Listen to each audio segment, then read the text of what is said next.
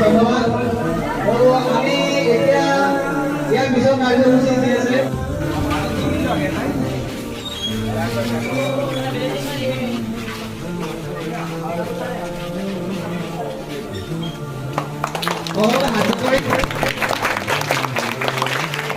তেওঁলোকক আমি ধন্যবাদ জনাইছোঁ।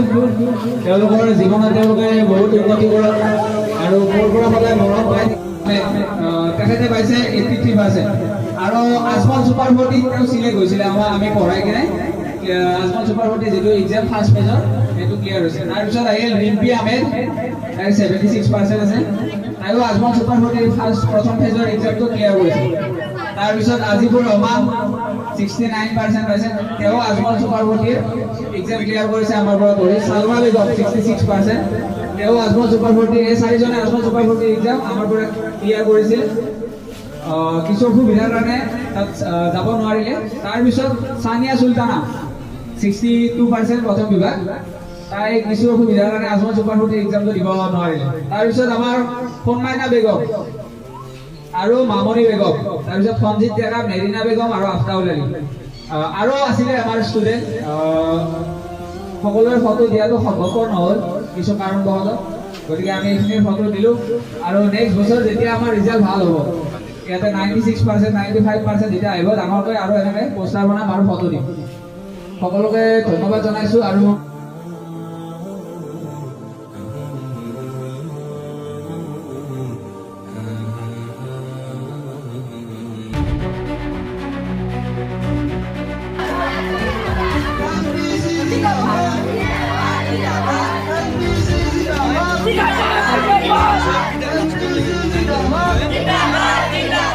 মানুহ কম লগা হয়।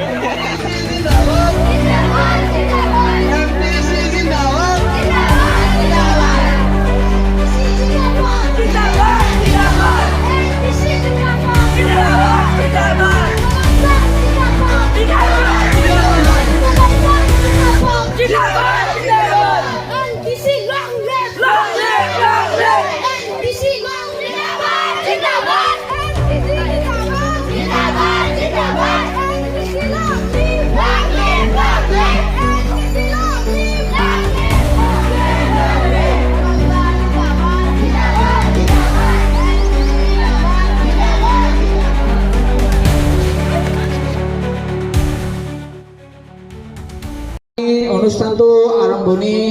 কৰোঁ এতিয়া। আমাৰ এই অনুষ্ঠানটোত মুকলি সভা এখন আয়োজন কৰা হৈছে আৰু এই সভাত সভাপতি এজন সভাপতিৰ প্ৰয়োজন হ'ব। গতিকে মই সভাপতি হিচাপে মোৰ আব্বা মহম্মদ পৰভেজ আলী ডাঙৰীয়াক সভাপতি আসন গ্ৰহণ কৰিবলৈ অনুৰোধ জনাইছোঁ আৰু তেখেতক আমাৰ ফালৰ পৰা এখন ফুলাম গামোচাৰে সম্ভাষণ জনাবলৈ অনুৰোধ জনাইছোঁ। এয়া আমাৰ মাজত মহম্মদ পৰভেজ আলী ডাঙৰীয়া।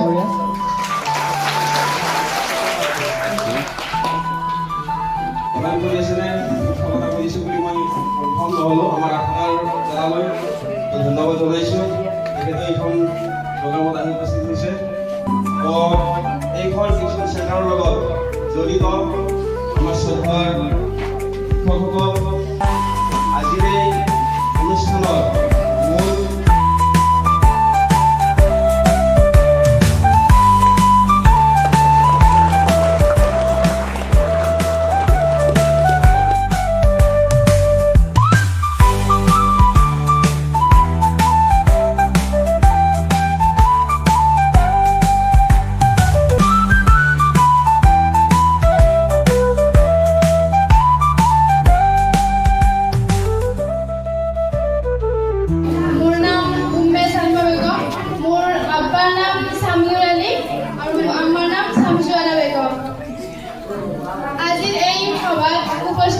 সভাপতি মহোদয়ৰ লগতে মোৰ শিক্ষাগুৰু,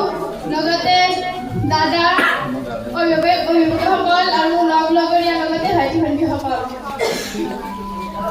মই যিখিনি পাইছোঁ সেইখিনিতে সন্তুষ্ট। কাৰণ মই আগতে একো কৰা নাছিলোঁ। যেতিয়া ছাৰৰ তাত টিউশ্যন লৈছোঁ তেতিয়া ভয়তে পঢ়িছিলোঁ, নহ'লেতো মই নপঢ়িলোঁ হয়।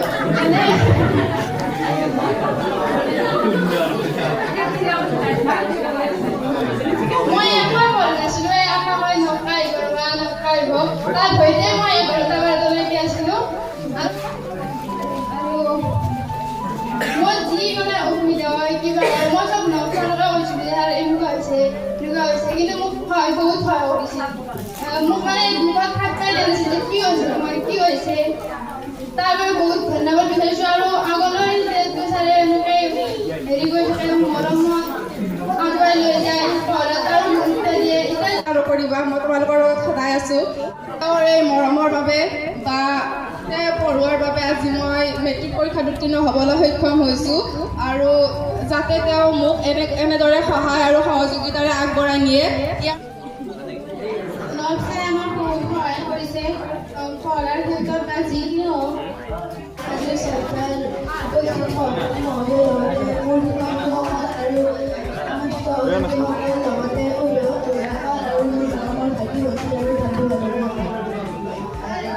মোৰ নাম চানিয়া সুজানা মোৰ দেউতাৰ নাম নজৰুল হক আৰু মোৰ মাৰ নাম দিলুৱাৰা বেগম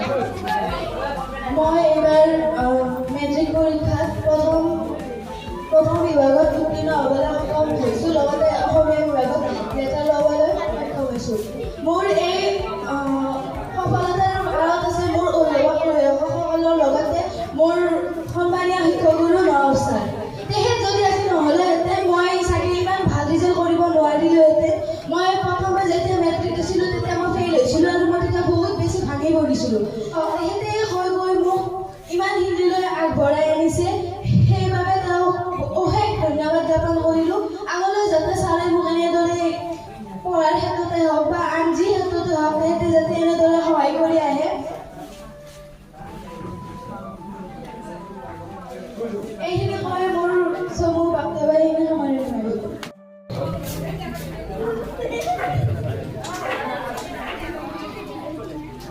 আজি এই সভাত নাই কি কম এনেকৈ ঘূৰি অহা নাই এনেকৈ সভাতে মাতি দিছে মই যেতিয়া ক্লাছ 10ত আহিছিলোঁ গোটেই ছাবজেক্টবিলাক শিকি আছিল বাট ছায়েন্স যিটো বহুত টান পাইছিলোঁ ফাৰ্ষ্ট ইউনিট টেষ্টত মই 50ৰ ভিতৰত মাত্ৰ 19 মাৰ্কছ পাইছিলোঁ ফাৰ্ষ্ট ইউনিট টেষ্টত আৰু হাফ ইয়াৰলি শেষৰ ভিতৰত 52 পাইছিলোঁ হাফ ইয়াৰলিৰ পিছত মই নৱাব ছাৰতে টিউশ্যন চেণ্টাৰত টিউশ্যন কৰিব আহিছিলোঁ তাৰপিছত মই প্ৰি বৰ্ডত 79 মান পাইছিলোঁ ছায়েন্সত আৰু HSLC পৰীক্ষাত 87 পাইছোঁ ছায়েন্সত ছাৰে ছায়েন্সত মোক কেনেকৈ সহায় কৰিলে মই নিজে নাজানো 2 মাহ 3 মাহ ছাৰতে টিউশ্যন কৰিছিলোঁ কিন্তু ভাল লাগিছিল আৰু ছাৰ ভৱিষ্যতে মোক কেনেকৈ সহায় কৰিব বুলি আশা ৰাখিছোঁ টিউশ্যন চেণ্টাৰ আপোনালোকে কিন্তু ল'ৰা ছোৱালী ঠিকে পঢ়ি আছে কিন্তু বাপেকে মায়াকে যিখিনি গাত দিব লাগে তাত থাকি গাত দিয়ে নৱাব আখতাৰে কেনেকৈ মই গম পাওঁ যোৱা পৰহি দিনা আমাৰ ল'ৰা ছোৱালী স্কুলৰ পৰা কলেজৰ পৰা আহি মোবাইল পৰা গাড়ী পৰা নামিছে বাপেক আৰু মায়াকে চাইকেল বাইক লৈ নিবা আহিব লাগে যে মোৰ ল'ৰা আৰু মোৰ ছোৱালীজনী স্কুলৰ পৰা আহি বাছত নামিছে বাপেকে মায়াকে আহি চাইকেল বাইক লৈ নিবা আহিব লাগে কিন্তু নৱাব আখতাৰে কি কৈছিল দুইজনীৰে বেগ এটা পিছফালে বেগ এটা আগফালে চাইকেল চলাই দুজনীকে ঘৰত লৈ যায় মই নাম নকওঁ কাৰ ল'ৰা ছোৱালী প্ৰথম বিভাগত উত্তীৰ্ণ হ'ল ছেকেণ্ড ডিভিজন উত্তীৰ্ণ হ'ল আমাৰ গৌৰৱ সেইকাৰণে মই নৱাব আখতাৰ টিউশ্যন চেণ্টাৰক মোৰ ফালৰ পৰা প্ৰত্যেক আঞ্চলিক এডিএমচিৰ পৰিয়ালৰ ফালৰ পৰা তেখেতসকলক অশেষ ধন্যবাদ জনাইছোঁ আৰু আগন্তুক দিনত এই নৱাব আখতাৰ টিউশ্যন চেণ্টাৰটো আগুৱাই যাওক যিখিনি আমি সহায় কৰিব লাগে টকা পইচা নল'লে হাতেৰে নহ'লেও কামেৰে নহ'লে আমি সহায় কৰি যাম ইনশাল্লাহ আজি আপোনালোকৰ ওচৰত কথা দিলোঁ ইয়াত আমচুৰ প্ৰেচিডেণ্ট বহি আছে ডিষ্ট্ৰিক্ট জিলা সমিতিৰ সভাপতি তেখেতসকলক আপোনালোকে অৱগত কৰক যে মোৰ ল'ৰা ছোৱালীটোক পঢ়িব পৰা নাই স্কুলত যাব পৰা নাই গাড়ী ধৰা নাই আপোনালোকে আমি 3জন ব্যক্তি ইয়াত বহি আছোঁ এজনক আপোনালোকে কওক যে আমাৰ অসুবিধা হৈছে আমি সহায় কৰিম আজিৰ নিচিনা এই সম্বৰ্ধনা অনুষ্ঠান আকৌ কোনোবাই পাতিব তাৰপিছত তেওঁলোকে এদিন এই বলত গামোচা মানপত্ৰ লৈ আপোনালোকৰ গৌৰৱান্বিত কৰিব গতিকে এইখিনি বেছি মই দীঘলীয়া ভাষণ নকওঁ এইখিনি কৈ মোৰ চমু বক্তব্য মই সামৰণি মাৰিছোঁ। আসসালামু আলাইকুম।